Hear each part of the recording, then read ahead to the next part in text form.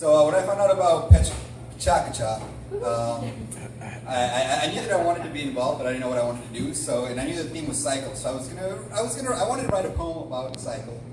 And this is pretty much about how I went from being a poem about cycle to not being a poem about cycle.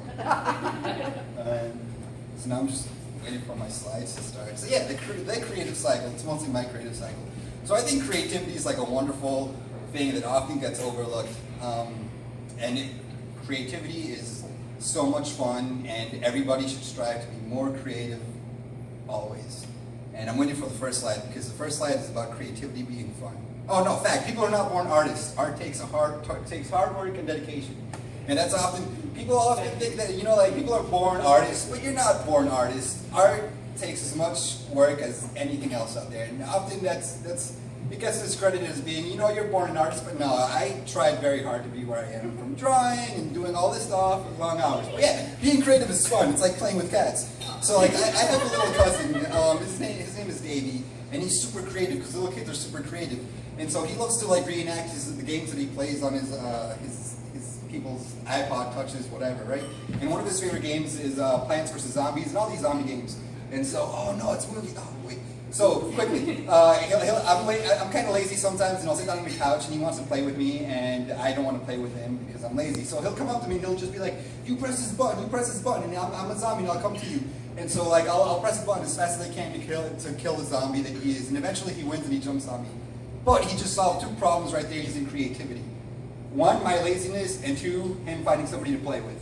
Now, moving on. The more creative you can be, the smarter you are, the more creative you can be. I think like one of the most creative things out there is like NASA scientists, building these rovers that go onto Mars and land themselves, and we can't do anything. We can't directly interfere with that from here on Earth. So they have to be super creative to do that.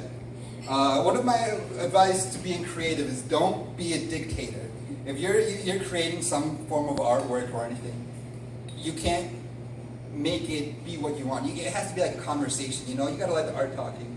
So here, this is an example of me not being a dictator. These are some of my notes that I jot down, and I keep them there, and eventually come back, and they talk to me, and they tell me things, and it's kind of like weird, I'm not crazy, but so I'll put it in my pocket and save it for later, and eventually some other time it might come, and it might like work out with something.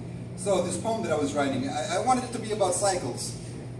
But, and not just cycles, but like, at first it was like very angsty, and it was like about, the fall of civilizations and the rise of Fitchburg and all this crazy stuff. But the poem didn't want to be that, so like, I eventually went back to those notes that I'd written earlier, and they came back, and I started writing something that I liked a lot better than what I originally had. And then I showed it to people. This is very important. Feedback is the greatest thing in the universe. Like really, for like anybody, creatives, anybody else, like feedback works marvels. And so like, cause it helps you look at things differently. So I showed people this poem, and they went and they told me like things that I needed to edit. They told me that it was really good, the kind of feelings that they got. And so it helped me approach the poem through a different lens. And so this is some of like my scribbly stuff and like notes and words that I was taking out. And so feedback, marvelous. The next slide is probably going to be more of my poem. Yeah, see. So things definitely change in the creative process. You start out with one thing and you end with something completely different, and that's the beautiful part. It's like a conversation. You can't decide where it goes. It converses. It's a beautiful conversation. You don't make your friends be who they are. It's a two-way street. Sorry. So I showed that poem to a bunch of art students, and art students being like, sometimes the wackos that they are, and I'm kind of one of them.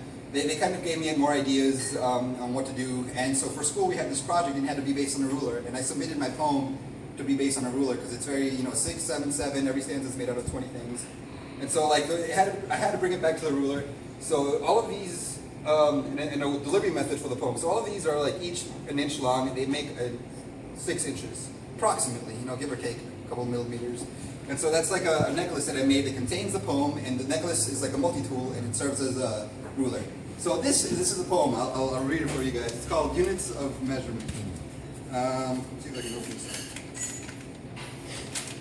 up. It's a lot more humble than the original like chaotic poem that I had before. Anyways, and I don't usually read poetry in a crowd, so please you know. So anyways, images flashed on screen containing many circles. CRZ is on display.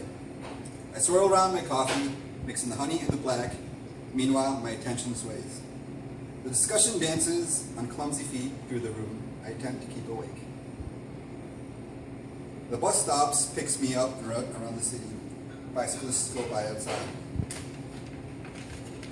The sun sleeps as it has every night before tonight.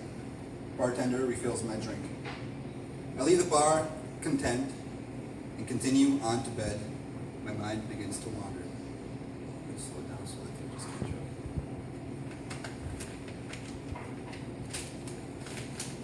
I think my pace is a little too fast, I'm sorry. Damn it. That guy. Anyways. The moon highlights you blue, the landscape still and serene. Light, like silk, falls upon you. Moments they are fleeting, but memories are like stone. I touch you, knowing you're true. Unlike Carmelina, you lay softly, yet still bold. Fogged in sleep, I leave you. I travel an hour east, 50 miles standing our way, so I explore my intent. I think on school and art, the passions that I seek, these I compare to your touch.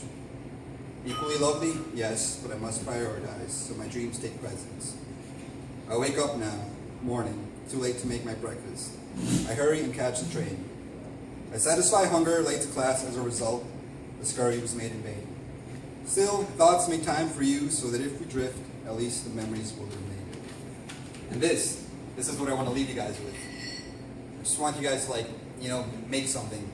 And never stop making things, because that's how creativity works. You do a little doodle, and then you come back to it later, and it ends up becoming a beautiful thing. Yeah.